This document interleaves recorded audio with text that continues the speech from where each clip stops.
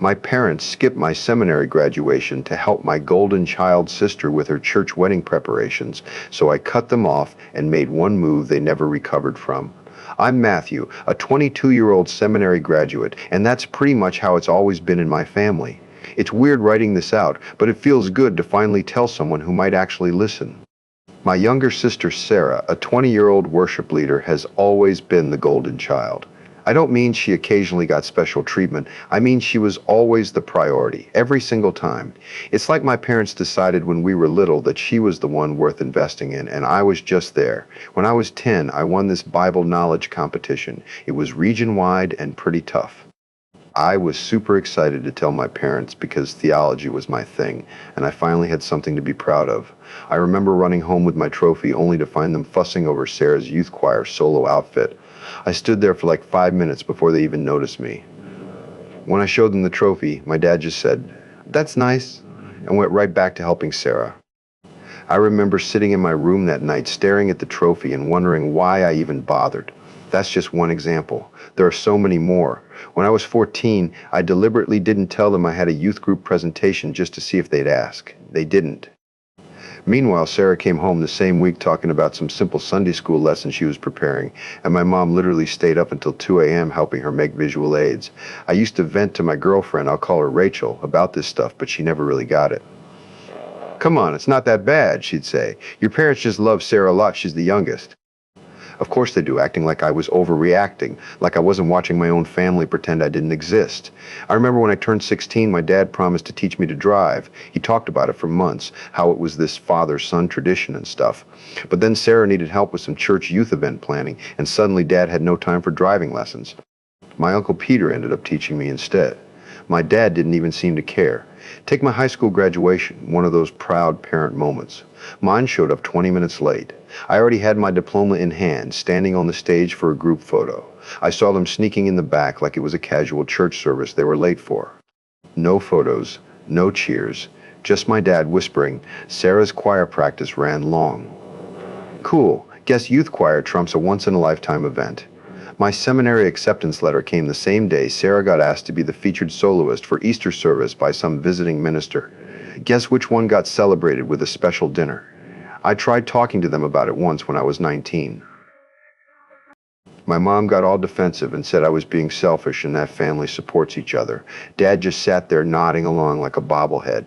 The message was crystal clear. Sarah's ministry is more important than Matthew's calling, always. It messes with your head. You know, growing up knowing you're the afterthought in your own family, you start to expect disappointment. You train yourself not to get your hopes up. And honestly, when someone actually does show up for you, it feels so weird that you don't even know how to react. Uncle Peter was pretty much the only one who ever saw what was happening. He's my dad's older brother and a successful businessman who'd left the church world years ago. He'd pull me aside at family gatherings sometimes and say stuff like, "I see what's happening here, kid, and it's not right." He was the only one who ever validated what I was feeling. Everyone else acted like I was crazy or too sensitive. So anyway, fast forward to seminary.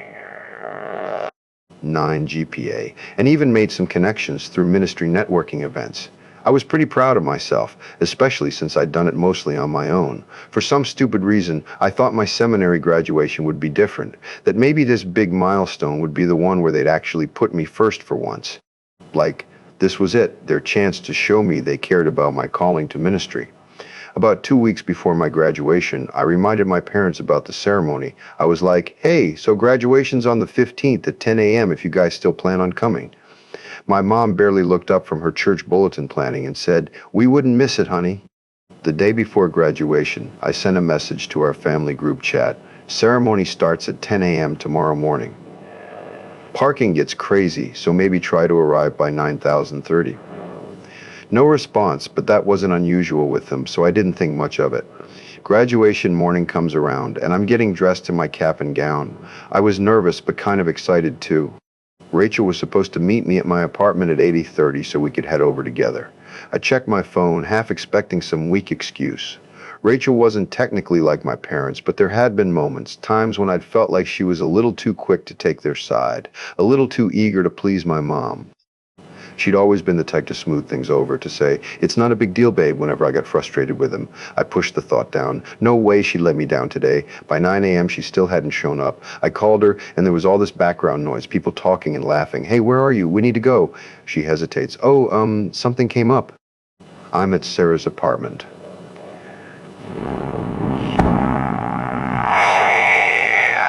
Sarah's apartment on my graduation morning. I sit down on my bed, rubbing my temple, already knowing where this is going. "You're kidding, right? Your mom asked me to help with wedding planning. I thought you knew." I froze.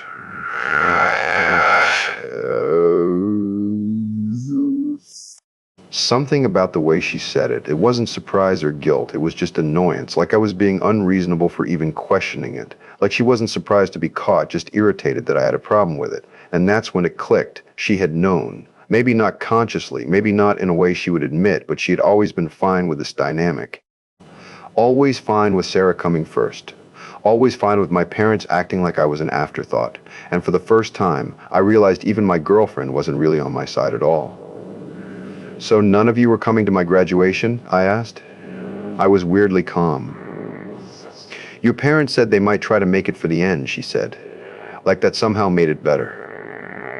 Like my graduation was a church committee meeting they were squeezing in. "Nah," I said, voice deadpan. "Tell them not to bother. They wouldn't want to miss Sarah's wedding planning party." She started saying something, but I hung up and just sat on my bed, still in my cap and gown, feeling like complete garbage.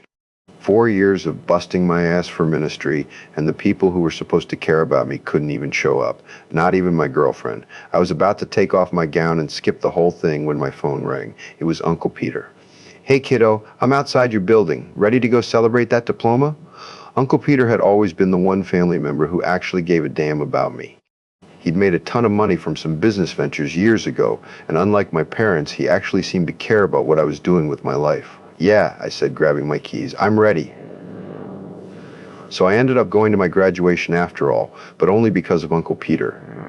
When we were driving over, he took one look at my face and knew something was up. "Let me guess," he said. "They're not coming." I shook my head. "They're helping Sarah with wedding planning, having a party. Rachel's there too."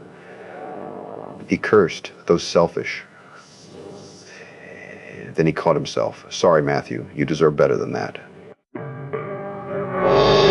Just rows and rows of people hugging their kids, dads clapping their sons on the back, moms crying happy tears. Meanwhile, I'm standing there with my diploma in hand, the only person cheering for me being my uncle, who technically isn't even obligated to give a crap. That's when it really sank in. They didn't just forget me, they made a choice. After the ceremony, Uncle Peter took me to this fancy restaurant he'd reserved, the kind of place where they don't even put prices on the menu. When I walked in wearing my graduation gown, the staff actually applauded, which was embarrassing but kind of nice too. Uncle Peter went all out and got the fanciest thing on the menu. The waiter didn't even ask for my ID. Guess the cap and gown were proof enough that I was officially an adult. "I'm proud of you, kid," Uncle Peter said, lifting his glass. "Seminary isn't easy, and you crushed it. You're going places in ministry, whether they see it or not." Out of everything that happened that day, hearing my uncle say he was proud hit the hardest. For once, someone actually saw what I'd accomplished. My uncle has always been straight with me. When I was younger, he'd pull me aside at family gatherings and say stuff like, "I see what's happening here, and it's not right."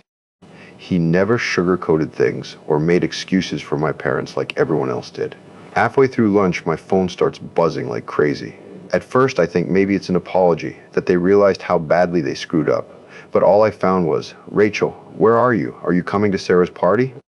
"Mom, sorry we couldn't make it, sweetie, but Sarah's wedding plans are coming together so nicely. You'll love what we've chosen." "Dad, let's do dinner next weekend to celebrate you." "Dinner for next weekend? Because, wouldn't want to interrupt Sarah's big day with something as minor as my seminary graduation." I put my phone face down on the table. Uncle Peter sees my expression. "Let me guess," he says, cutting into his steak. "They're at a party." I nodded. He chews for a second, then shakes his head. "Eat your steak."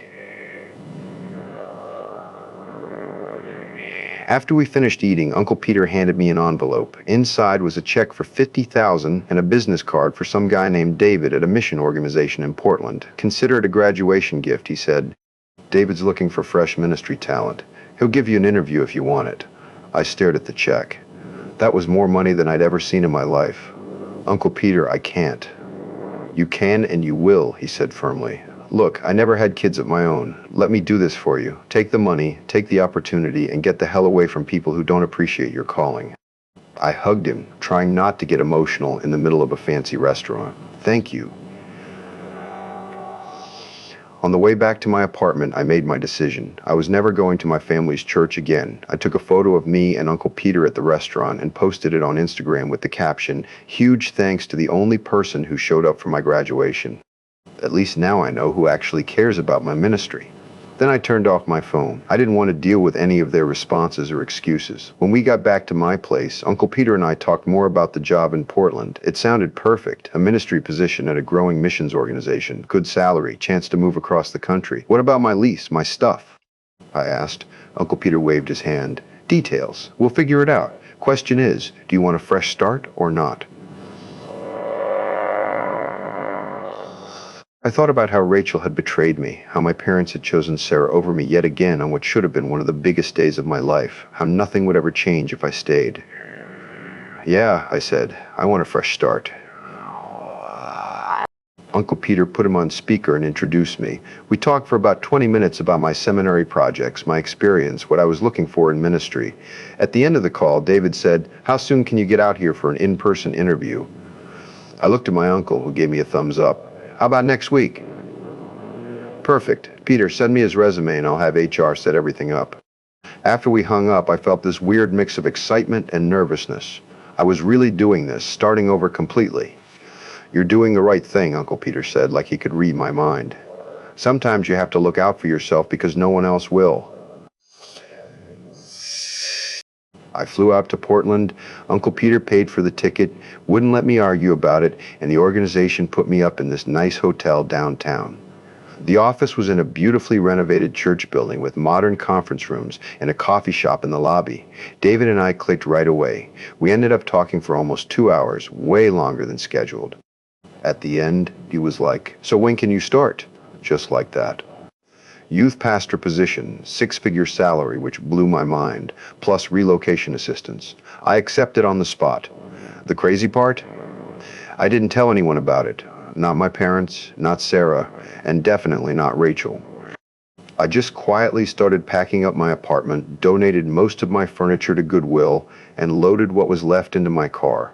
I kept my phone off most of that week. The day before I left, I finally turned it back on to tie up loose ends. Holy cow. 47 missed calls, 93 text messages, voicemails from my parents demanding to know where I was, why I wasn't answering, how I could be so childish about missing one graduation ceremony. Rachel's messages were the worst. She went from, "Please talk to me. I know I messed up." "Your parents said it would just be an hour, but then everyone started planning and I couldn't leave." To, "Seriously, Matthew, you're ghosting me over this. I said I was sorry. I'm coming over tomorrow. We need to talk about this in person." To, "Your neighbor said you're moving. Where are you going? Call me." I didn't respond to any of it. Instead, I sent a quick email to my landlord explaining I was breaking my lease and that they could keep the security deposit. Then I got in my car at 5 a.m. and started the drive to Portland. It took me 3 days, staying in cheap motels along the way. The whole drive, I kept waiting to feel guilty or sad or something. Like I was finally escaping this life, where I was always second best, always an afterthought. The first month in Portland was a blur. The organization set me up with a temporary apartment while I looked for a place. I found this small but nice apartment downtown, walking distance to the church. I threw myself into the ministry, working long hours, trying to learn everything I could. My supervisor seemed impressed with how quickly I picked things up. I still talked to Uncle Peter regularly, but as far as everyone else knew, I'd vanished. I changed my number, deleted most of my social media, and created new accounts under slightly different variations of my name. I didn't want to be found. Rachel kept trying to reach me through every platform possible, emails, LinkedIn messages, even reaching out to my seminary friends. I blocked her on everything. My parents tried calling daily for the first few weeks. I listened to some of their voicemails out of curiosity. "This behavior is unacceptable, Matthew," my mom said in one. "We've always supported your ministry, and this is how you repay us? By disappearing and ignoring us? You're breaking your father's heart. And my favorite, your sister misses you. She doesn't understand why you're punishing her for something that wasn't her fault. Please call us back. For the first time in my life, I wasn't constantly waiting for approval or validation that never came. I was just living, focusing on my ministry, making new friends at church. I even started going to this rock climbing gym nearby. 6 months went by, no contact. I got a promotion to senior youth pastor, started making actual friends, people who knew nothing about my past or my family drama. Just normal relationships, not tainted by all that baggage. Ministry was good, really good. But then came the email from my dad, "We need to talk. It's about your inheritance." I actually laughed out loud when I read it. Inheritance? What inheritance? My parents were comfortable, but they weren't rich by any means. Dad had his small accounting practice and helped with church finances, and Mom worked part-time at a Christian bookstore. They had a nice house in the suburbs and took a church missions trip once a year. That was it. Even if they had been wealthy, did they seriously think money would make me come crawling back after everything? I replied with 2 words, not interested.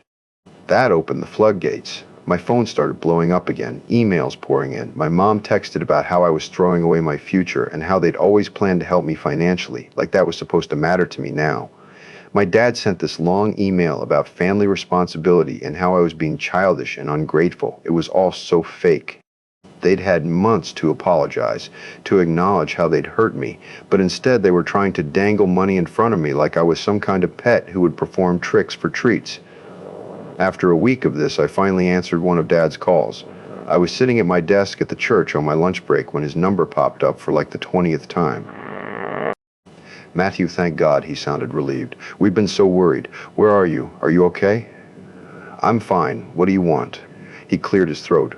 "Son, we need to discuss your future. Your mother and I have been thinking about our will, and—" "Let me stop you right there," I cut in. "I don't want your money. I don't need your money. I'm doing fine on my own." "But Matthew," his voice turned stern like he was talking to a child, "you're not thinking clearly. This inheritance could set you up for life. Don't throw away your future just because you're angry about one missed event." I couldn't help it. I started laughing. "What's so funny?" he demanded. "You still don't get it, do you? It was never about one missed event. It's about a lifetime of being treated like I don't matter. And now you think you can buy your way back into my life with money I don't even need? What do you mean you don't need it?" He sounded confused. "I mean, I have a great ministry position. I make more than enough money. I'm doing well. No thanks to you or Mom." "You're just cutting us out of your life forever?" "You cut yourselves out," I said quietly. "I'm just making it official." I hung up. Then I blocked their numbers. All of them. Even Rachel, though she'd mostly given up by then. That night I called Uncle Peter and told him what happened. "They tried to threaten me with my inheritance," I said, still laughing about the whole thing. He chuckled. "Classic move. Your father tried that on me once too, when I told him I was leaving the church." "Wait, seriously?" "Oh yeah. Your grandparents weren't rich, but they had this small lake house that everyone wanted. Your dad held it over all our heads like some prize to be won. That's why I made my own money, so I'd never have to dance to someone else's tune." I never thought about it like that before, how money was just another way my parents tried to control people, another form of manipulation. "You know what the best revenge is, right?" Uncle Peter said. "What's that?" "Success. Living well, building a ministry so good they can't help but see what they're missing out on." After I got off the phone, I checked LinkedIn out of curiosity. My dad had viewed my profile multiple times. I could tell he was keeping tabs on me, seeing my ministry updates, probably trying to figure out where I was living. The thought of him obsessing over my whereabouts while I was happily moving on with my life felt pretty damn good, actually. I updated my LinkedIn that night. Added my promotion, some project details, a few professional photos of me at a ministry conference. Let him see exactly what he was missing out on. My roommate Josh could tell something was up. "You good?" he asked when he saw me smirking at my laptop. "Yeah," I said. "Just dealing with some family drama. The golden child sister and the shitty parents. They're trying to bribe me back into their lives with some mysterious inheritance." Josh laughed. "Dude, that's pathetic." "I know, right? The funny part is I make more money now than they ever will." And before I knew it, 2 years had passed. I went from youth pastor to associate pastor in record time. My senior pastor kept giving me more responsibility because I worked my ass off. I led this huge community outreach program that actually got some attention in the Christian community. I got featured in a couple of articles about rising stars in ministry. Nothing major, but my face and name were out there. I bought a nice condo overlooking the Columbia River with floor-to-ceiling windows and an actual view.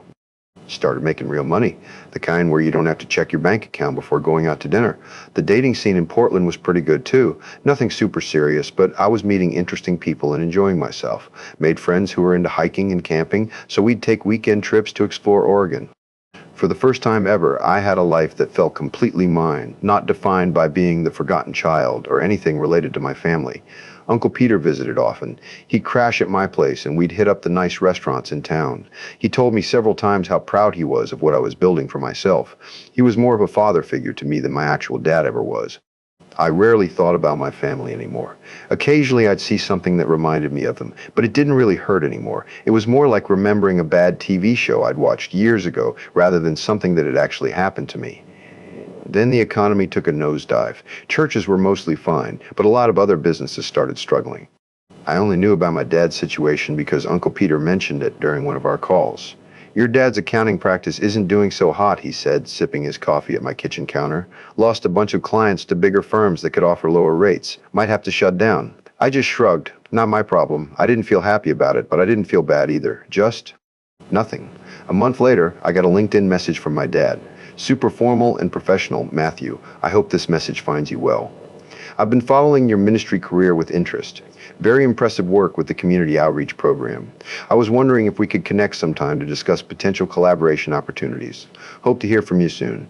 I showed it to my coworker Mike over lunch. He nearly spit out his drink. "Dude, is he serious? Potential collaboration opportunities? That's code for I need money, right?" I nodded, still staring at the message. "Pretty much." "What are you going to do?" I closed my laptop. "Nothing." Next came an email from my mom talking about how proud they were of my success, how they'd always known I would do great things in ministry. She mentioned, almost casually, that they were going through a difficult time financially and that they missed their son. Then Sarah reached out on Instagram. "Hey stranger, long time no talk. Look, I know things are weird with us, but Mom and Dad are really struggling right now. Dad's business is failing, and they might lose the house. I know you're doing really well, congrats on that, by the way, and I was wondering if maybe you could help them out. They're too proud to ask directly." I didn't respond to any of them, didn't even mark the messages as read. Mike was fascinated by the whole situation. "So your parents ignored you your whole life, chose your sister over you every time, including ditching your seminary graduation, and now they want you to bail them out? That's some next-level entitlement." "Welcome to my family," I said, rolling my eyes. "You're not considering it, are you?" he asked. "Hell no." The truth is, part of me enjoyed seeing the tables turn. They'd made me feel powerless and unimportant my whole life. Now I had what they wanted, and they had to come to me. Was that petty? Maybe, but it felt like karma. Then one Saturday morning, my doorman called up. "Mr. Walker, there's a couple here to see you. They say they're your parents." "I'm not expecting anyone. They're quite insistent, sir. The woman is getting upset." I sighed. Send them up. I knew this day would come eventually. Might as well get it over with. When I opened the door, I barely recognized my parents standing there. Dad looked like he'd aged 10 years. Gray hair, deep wrinkles, the whole deal. Mom was skinny in a not healthy way, wearing clothes that used to fit her but now just hung off her frame. They both had this look I'd never seen before, like cornered animals.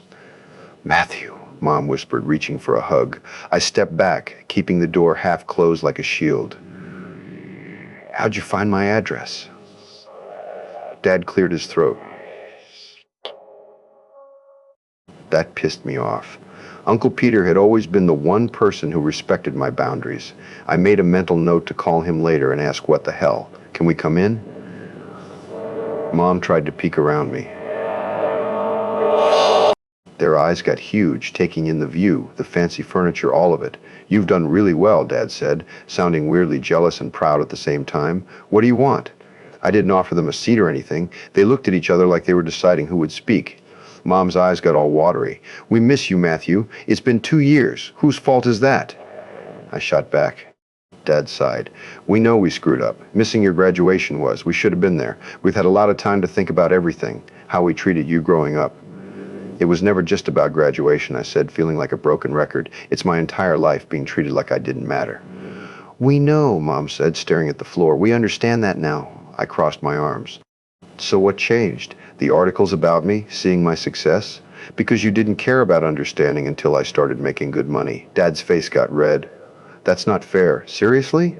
You're here because you need something. Just tell me what it is. Money, Mom wiped her eyes. Your father's business is failing. We might lose the house.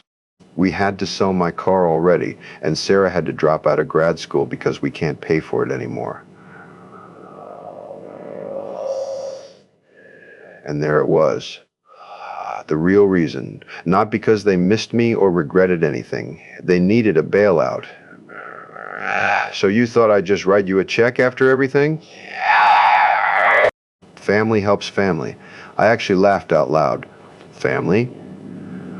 Where was that attitude when I needed you? Where was that when you picked Sarah over me every single time for 20 plus years? We made mistakes. Mom was practically begging now. But people change. We've realized what's important. The only difference is now you need me instead of the other way around. I walked to the door and opened it. Time for you to leave. Dad's face got hard. That's it? You're turning your back on us when we need help? After everything we did for you? He opened his mouth, froze, then closed it again. Couldn't think of a single example. Yeah, that's what I thought, I said quietly. Get out! After they left, I called Uncle Peter right away. You told him where I live? I said, still annoyed. He sighed. Look, kid, I thought it was time. They're in serious trouble, and they are your parents, even if they've been shitty ones. They only showed up because they wanted a handout. Probably, he admitted. But people sometimes do change when life knocks them on their ass. Not saying you should help them, just saying maybe hear them out. I thought about it all night. The next morning, I typed up an email. I'm not giving you money, not because I don't have it, but because cash won't fix what's broken between us. I've spent 2 years building a life without you, and I'm doing great. I don't hate you anymore, but I don't need you either. Figure your own way out. Don't contact me again. I hit send, closed my laptop, and felt this huge weight lift off me. Done. Finally done with all of it. I went on a date that night with this cool girl from my climbing gym. Smart, funny, no drama. For once, I was excited about my future.